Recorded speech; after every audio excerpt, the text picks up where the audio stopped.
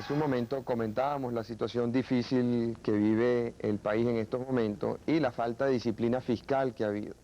Cómo a pesar de la congelación de la economía vemos que el gasto del Estado ha crecido de una manera desorbitada y cómo a pesar de que el gasto del Estado ha crecido de esa manera desorbitada, el país no ha crecido nada en los últimos 3 años. Más bien se ha empobrecido en términos per cápita. Y yo te preguntaba, Jorge, así como en los años 60 hubo un hombre como el doctor Andrés Germán Otero que pudo poner orden en la finanza venezolana, por supuesto que contó con el respaldo del presidente Betancur, que tuvo no solamente el acierto de nombrarlo, sino además el de permitirle que actuara. Si tú crees, si tú ves que en Venezuela hay hombres de esa categoría que podrían enfrentar esta situación.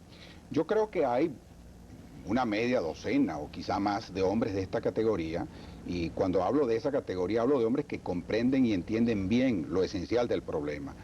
Te podría citar uno de una generación bastante anterior a la nuestra, que es Arturo Uslar Pietri. Arturo Uslar comprende a cabalidad, creo que como nadie, esta situación. Es más todavía, creo que se le debe un homenaje y se le debe un reconocimiento en el sentido de que Arturo Uslar tenía con Juan Pablo Pérez Alfonso una diferencia de criterio muy fundamental. Él creía que el petróleo sí se podía sembrar, se podía desarrollar fuentes alternas y sustitutivas del petróleo para la eventualidad futura y cierta de la desaparición del petróleo como fuente de riqueza fundamental del Estado venezolano.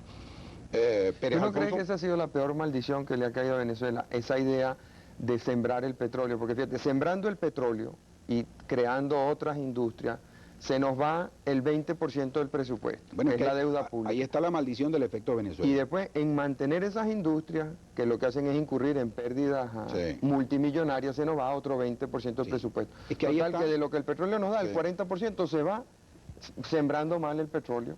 Ahí está la maldición del efecto Venezuela, que es un concepto difícil de comprender y que yo no sé si hubiera podido ser comprendido a priori. Yo creo que lo grave de esta situación hoy en 1982 es que ya teníamos la lección de 1973, que también tenía a su vez la lección de muchísimos años de petróleo. Déjame decirte una cosa, hay un aspecto fundamental que hay que analizar con mucho cuidado en esta cuestión de la dilapidación y malversación y malbaratamiento del recurso dinerario producido por el petróleo.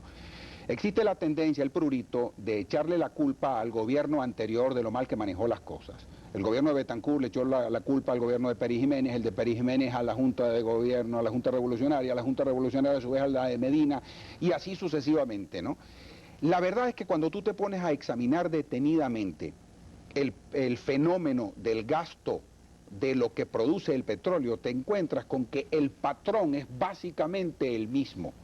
En 1928, cuando Juan Vicente Gómez se ve enfrentado a problemas de tipo laboral y político, al descenso del café y al mismo tiempo tiene un superávit en el ingreso petrolero, ¿qué es lo que hace? Primero te crea el subsidio cafetalero, segundo te crea el Banco Agrícola y Pecuario y tercero te crea el Banco Obrero, precisamente para hacerle frente de una forma artificial a fenómenos causados por los efectos secundarios y terciarios de la aparición súbita en el panorama venezolano de una industria como la petrolera. Déjame decirte que Venezuela pasó entre el 20 y el 30 de ser un país productor muy pequeño de petróleo. En 1917 se produjo creo que el primer millón de barriles, hasta los primeros 100.000 barriles, hasta ser el primer exportador de petróleo del mundo en 1930, en apenas 10 años.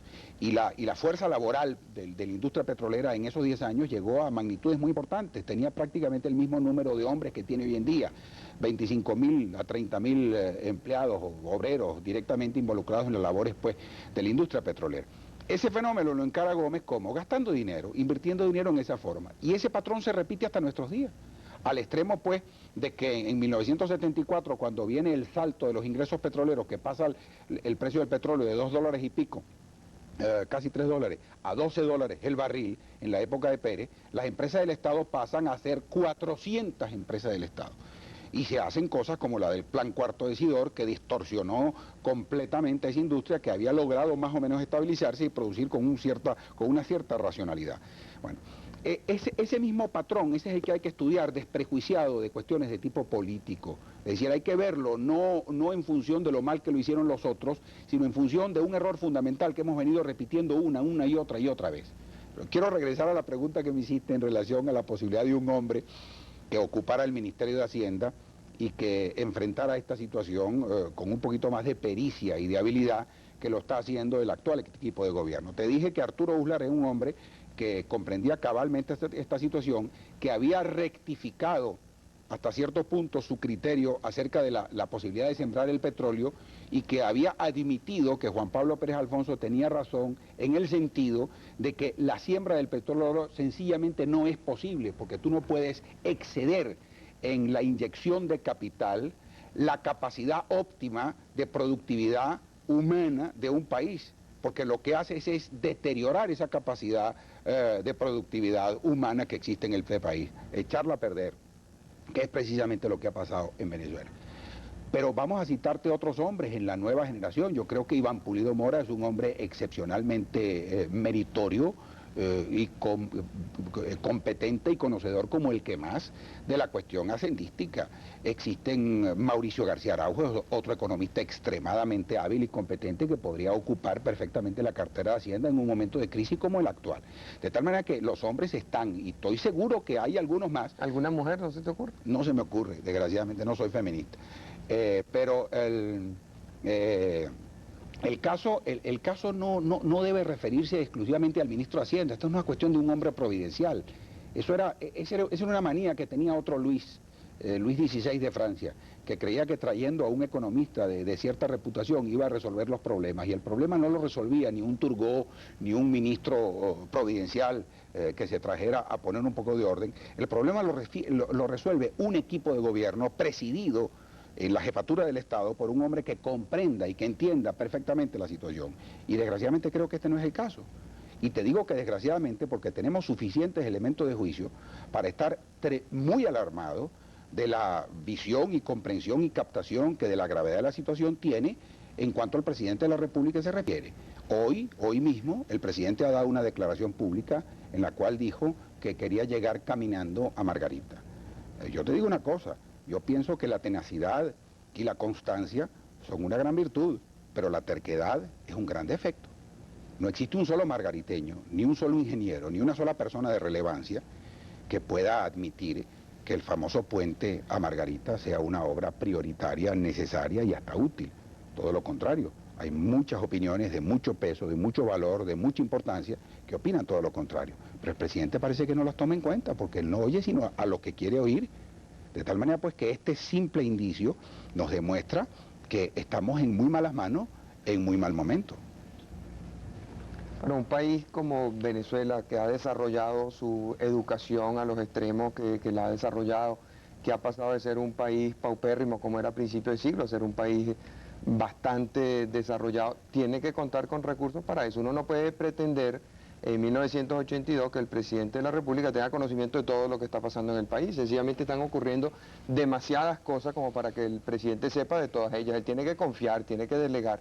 Creo que uno de los ejemplos más positivos que ha dado el presidente de la República en ese sentido es que él ha delegado en mucha gente y le ha dado autoridad a sus ministros para que ellos resuelvan los problemas. Entonces no podemos a la hora de la crisis decir que la culpa la tiene el presidente porque él no toma todas las medidas, sino porque delega mucho, porque a Carlos Andrés Pérez se le criticaba que delegaba poco. Entonces cuando delegan poco se les critica porque delegan poco, y cuando delegan mucho se les critica porque delegan mucho. Bueno, eso no es una pregunta sino una opinión en la cual yo comparto plenamente. Pero entonces el problema estaría en quién van a nombrar, porque si siguen nombrando a las mismas personas que han nombrado hasta este momento, la situación no va a mejorar sino que va a empeorar. Ahora, me permites corregirte en una apreciación que hiciste. Dijiste que este es un país rico. Este no es un país rico, Marcial, este es un país muy pobre. Este es un gobierno rico con un país pobre. Y la demostración más palpable la tenemos en la dramática confesión que implica el famoso bono alimenticio. Faltando unos minutos para terminar el año de 1981, el presidente de la República confesó que existían en Venezuela más de 2,5 millones de personas por debajo de su capacidad para alimentarse en una forma adecuada. Esto no es nuevo. Pérez Alfonso nuevamente lo decía. Si tú te lees con detenimiento el preámbulo del quinto plan de la Nación, el famoso quinto plan de Gumersindo Rodríguez, allí está las deficiencias nutricionales de grandes capas de la población venezolana, que afectan sobre todo a niños, que es una situación verdaderamente dramática, porque el niño subalimentado en ciertas etapas críticas de su infancia y de su adolescencia desarrolla defectos y taras de tipo intelectual absolutamente irreversibles. De tal manera que estas deficiencias alimenticias para los niños lo que hacen es crear una población de atrasados mentales. Esas cuñas que estamos viendo de un programa que por lo demás me parece muy meritorio de alfabetización, pero no estoy de acuerdo con la utilización de esas personas en el aire, esas cuñas de individuos que salen diciendo ahora yo sé leer y escribir, esos no son analfabetos, esos son atrasados mentales. Posiblemente tuvieron en su infancia graves deficiencias alimenticias, como las están teniendo muchos, miles, centenares de miles de niños venezolanos en esta Venezuela, que gasta 95.000 millones de bolívares en 1981. 95.000 millones de bolívares gastados por Luis Herrera en un año, es más de lo que gastó Caldera en sus 5 años de gobierno, y es más de lo que gastaron Caldera y Leoni en 10 años de gobierno, 95.000 millones de bolívares. Hay que darse cuenta de lo que eso significa. Por supuesto que estoy hablando de precios corrientes, no estoy hablando de precios actualizados, pero de todas maneras la cifra es tan colosal que llama a alarma ante una hipertrofia enorme. Y ahora me estoy acordando de lo que te iba a decir cuando me hiciste el corte. Lo que te iba a decir es lo siguiente: los profetas del desastre, que han sido ironizados por el presidente de la República, Arturo Uslar, Juan Pablo Pérez Alfonso, etcétera, y algunos que modestamente nos consideramos sus discípulos, sus alumnos, sus seguidores, nos hemos equivocado en este sentido. El desastre venezolano se profetizaba siempre en función del agotamiento físico del petróleo. Se decía, cuando se acabe el petróleo, esto se colapsa. O cuando se encuentre una fuente sustitutiva del petróleo como fuente de energía, la energía atómica o cualquier otra, esto se colapsa. Resulta que nos equivocamos. El petróleo no se va a acabar, tenemos mucho petróleo y el petróleo seguirá siendo durante muchísimos años una fuente importante de energía. Pero lo que ha sucedido es que el colapsamiento va a venir, y ya estamos a la puerta de él, por una hipertrofia en el gasto público. El gasto público ha llegado a unos niveles tan absolutamente desorbitados que no hay petróleo que aguante.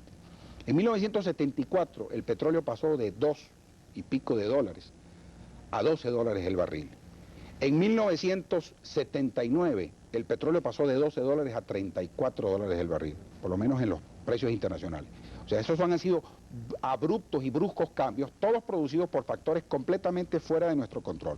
La guerra árabe-israelita, los sucesos del Irán, la crisis del Golfo Pérsico, todo eso ha producido una hipertrofia colosal en los ingresos venezolanos. Y óyeme bien, todos los gobiernos de Venezuela, sin excepción alguna, han gastado todo lo que le ha ingresado y un poco más. De tal manera que al venir un pequeño descenso de estos saltos enormes, se presenta la crisis ante la cual estamos nosotros actualmente. Esta crisis se produce porque en 1979, y sobre todo cuando se confeccionó el presupuesto de 1980, que fue muy importante, yo lo critiqué muchísimo. Le escribí cartas al presidente de la República, escribí editoriales, mandé a hacer análisis, porque consideré que ese era un presupuesto guía, era una pica que se abría, era una tendencia que se establecía. Una vez establecida esa tendencia iba a ser muy difícil revertirla, como en efecto ha sido el caso. Cuando se hizo el presupuesto de 1981, Luis Herrera abrió la fosa de su gobierno y posiblemente del sistema, porque allí hipertrofió el gasto a unos niveles absolutamente incontrolables. Luis Herrera ha gastado en gasto corriente 48.000 millones de bolívares en 1981. Y en 1982 está previsto un gasto un poquito menor en gasto corriente, pero donde ha habido un corte importante es en los gastos de capital. Y tú ves, las evidencias están a la luz, la falta de mantenimiento de las autopistas, de las carreteras, las carencias en los servicios públicos, la absoluta incapacidad e impotencia del Estado de hacerle frente a su gasto social indispensable, como son los gastos de defensa, los gastos de educación, los gastos de justicia, los gastos de orden público y policía. Eso no lo puede hacer sino el Estado, más nada. En 1980, hoy me enteré casualmente de un caso verdaderamente dramático. En diciembre de 1980, el Banco de los Trabajadores le autorizó al Ministerio de Educación un sobregiro de 250 millones de bolívares. Yo no sé si los que me están escuchando saben lo que eso significa, pero ni el Banco de los Trabajadores tiene el derecho de autorizar un sobregiro de esa magnitud a un ente público que a su vez no tiene la capacidad y la cualidad legal para comprometer al Estado con una forma tan atípica y tan irregular y tan extraordinaria y tan extrema de financiamiento como es el sobregiro no documentado. De tal manera que tenemos el caso de un sobregiro de 250 millones de bolívares que aún no ha sido pagado, que fue autorizado por Eleazar Pinto, presidente del Banco de los Trabajadores, al ministro de Educación, que Eleazar Pinto sabía muy bien, en el momento que lo autorizó, que el ministro de Educación estaba violando la ley de crédito público, está violando la ley de presupuestos, está violando la ley orgánica de la Hacienda Pública Nacional y está violando, bueno, prácticamente el ordenamiento jurídico de la República completa. De tal manera que con un desorden de esta naturaleza, donde un ministro que presumiblemente ha actuado así, con la autorización del presidente de la República, solicita y obtiene de un banco atípico, como el Banco de